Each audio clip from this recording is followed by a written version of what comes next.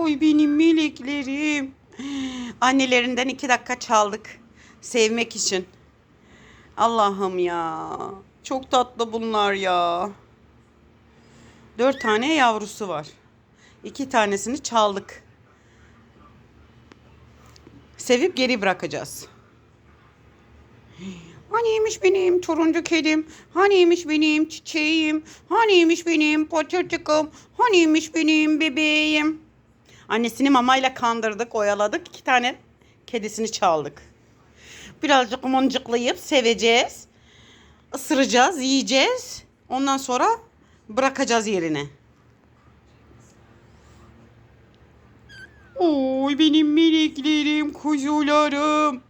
Allah'ım Allah'ım Allah'ım bunlar çok tatlı ya.